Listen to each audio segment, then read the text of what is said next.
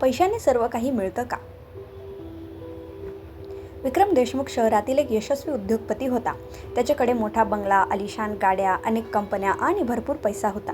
लोक त्याला पाहून म्हणायचे, यांच्या आयुष्यात काहीच कमी नाही. पण सत्य वेगळंच होतं. विक्रम सकाळी लवकर घराबाहेर पडायचा आणि रात्री उशिरा परत यायचा. त्याचा मुलगा आरव त्याच्याशी बोलण्यासाठी वाट पाहायचा, पण विक्रमकडे वेळ नसायचा.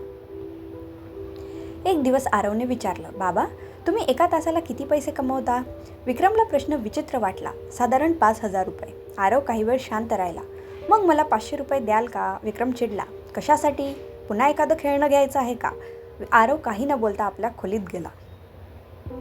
त्या रात्री सोनाली म्हणाली, तू त्याच्यावर खूप रागवलास. कदाचित त्याला काही गरज असेल. विक्रमला थोडं वाईट वाटलं. तो आरवच्या खोलीत गेला आणि त्याला 500 रुपये दिले. आरवने आनंदाने पैसे घेतले आणि उशाखालून काही नोटा बाहेर काढल्या. विक्रम आश्चर्यचकित झाला. तुझ्याकडे आधीच पैसे होते? आरव हळू आवाजात म्हणाला, हो बाबा, आता माझ्याकडे एका तासाचे 5,000 रुपये झाले आहेत. उद्या 1 तास लवकर घरी याल का? मला तुमच्यासोबत जेवायचं आहे. विक्रमच्या डोळ्यात पाणी आलं. त्या एका वाक्याने त्याला जाणवलं की तो पैसा कमवत होता, पण मुलाच्या बालपणाचे क्षण गमवत होता. त्या दिवसानंतर काही काळ विक्रमने कुटुंबाला वेळ द्यायचा प्रयत्न केला, पण व्यवसाय वाढत गेला आणि तो पुन्हा कामात व्यस्त झाला. काही वर्ष गेली. आरव मोठा झाला आणि शिक्षणासाठी परदेशात गेला. घरात आता फक्त विक्रम आणि सोनाली होते.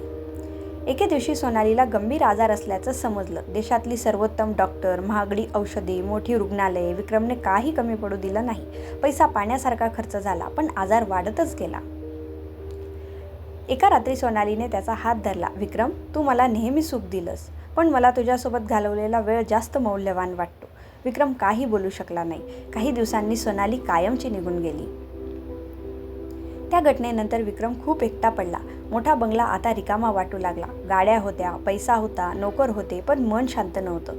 एक दिवस तो बागेत बसला होता. शेजारच्या माया काकू आपल्या नातवंडांसोबत खेळत होत्या. त्यांच्या चेहऱ्यावरचं समाधान पाहून विक्रम विचारात पडला.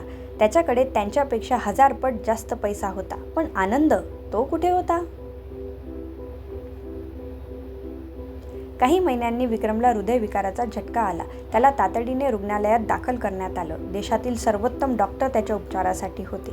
पैशामुळे सर्व सुविधा उपलब्ध होत्या, पण त्या रात्री हॉस्पिटलच्या बेडवर पडून त्याला एकच गोष्ट जाणवत होती. जीवनातील सर्वात महत्त्वाच्या गोष्टी पैशाने विकत घेता येत नाहीत. वेळ, प्रेम, नाती, विश्वास, मनःशांती.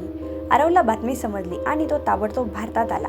आईवडिलांच्या शेजारी बसून त्याने हात धरला. विक्रमच्या डोळ्यात अश्रू आले. बाळा, मी तुला खूप काही देऊ शकलो, पण वेळ देऊ शकलो नाही. आरव हसला. बाबा, अजून उशीर झालेला नाही. त्या क्षणी विक्रमच्या मनावरचं ओझं हलकं झालं. बरे झाल्यानंतर विक्रमने एक मोठा निर्णय घेतला. त्याने व्यवसायाची जबाबदारी इतरांकडे दिली आणि स्वतः समाजसेवेत वेळ द्यायला सुरुवात केली. गरजू विद्यार्थ्यांना मदत करू लागला. वृद्धाश्रमात जाऊन लोकांशी बोलू लागला. अनाथ मुलांसोबत वेळ घालवू लागला. पहिल्यांदाच त्याला वेगळा आनंद मिळत होता. एका कार्यक्रमात त्याला विचारलं गेलं, देशमुख सर, तुम्ही इतके श्रीमंत आहात, तुमच्या मते पैशाने सर्व काही मिळतं का? विक्रम हसला. पैशाने घर विकत घेता येतं, पण कुटुंब नाही. पैशाने औषध विकत घेता येतं, पण आरोग्य नाही. पैशाने घड्याळ विकत घेता येतं, पण गेलेला वेळ नाही. पैशाने लोकांना जवळ आणता येतं, पण खरं प्रेम नाही. पैसा महत्त्वाचा आहे, पण तो आयुष्याचा मालक नाही. संपूर्ण सभागृह टाळ्यांच्या आवाजाने दुमदुमलं. बोध: पैसा जीवनासाठी आवश्यक आहे, पण जीवनातील सर्वात मौल्यवान गोष्टी प्रेम, वेळ, नाती आणि मनःशांती पैशाने विकत घेता येत नाहीत.